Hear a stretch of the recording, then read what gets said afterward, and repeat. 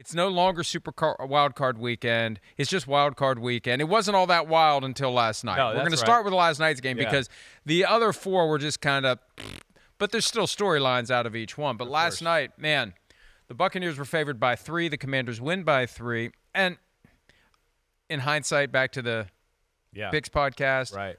I picked the Commanders to cover and the Bucs to win. I should have just gone ahead and picked the Commanders to win because I thought if the Commanders keep it close, they can win. So if I think they're going to keep it close, I should have thought they can win because that's how it's been for them They all win year. close games. If they keep it close, they find a way to win. They do. They really do. I mean, first off, just like as a total just history, the Washington Commanders, first time they won a playoff game since they beat the Bucs in the game that I threw the ball up there, right? Same stadium. They got the Buccaneers number. I don't know what it is.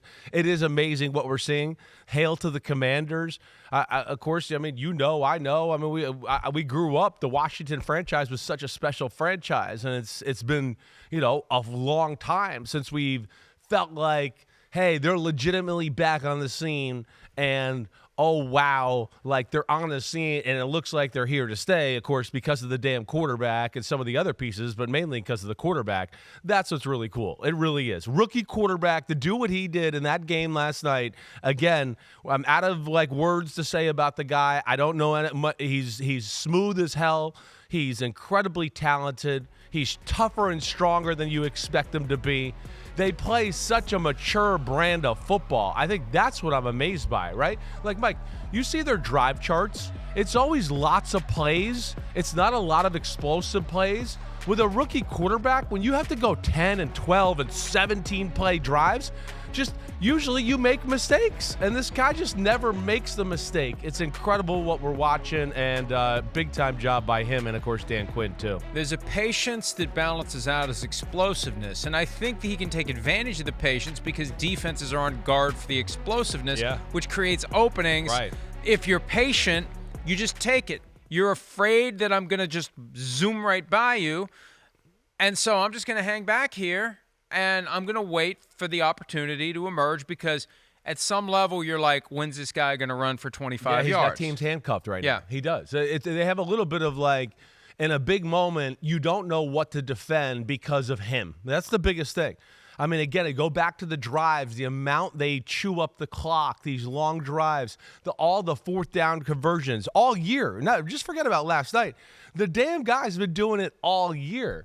And it is because of what you're saying. It's exactly right. It's like, oh, wait, we're going to keep 2 spies there because we want to stop him. Oh, gosh, he threw the ball over the spy's head and now the middle of the field's open because we had 2 spies there. Then it's, we got to worry about Brian Robinson running the ball. Oh, but we also got to worry about him keeping the ball off the edge. And then there's the design rollout plays and just so many things, let alone the backyard plays. And then on top of what you're saying and what makes it all work is the patience.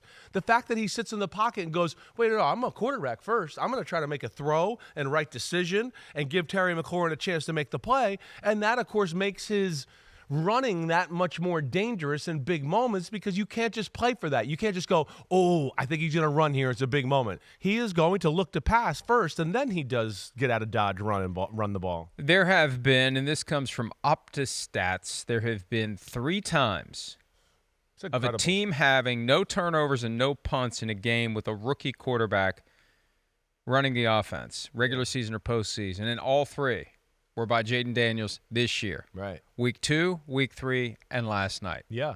Unbelievable. It is unbelievable. I mean, there was another stat, right? I think we had it in our group text message, too, about Joe Montana, Mahomes, and Peyton Manning don't even have and Tom Brady. Don't have 3 such games. They have 2 combined in their careers. Brady, Montana, Manning, and Mahomes have 2 combined with no turnovers and no punts. Now, this is a different era, and we do have to explain the context of that because people go on 4th down a lot more now, so the punch does not happen compared to those. So that's where it's a little bit of a different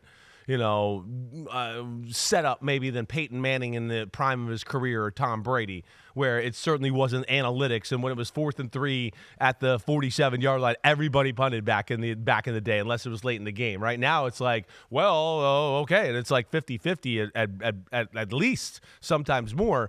But nonetheless, it's amazing what you're saying, what he's doing. And again, I think the fact that they're doing it, and you watched that game last night.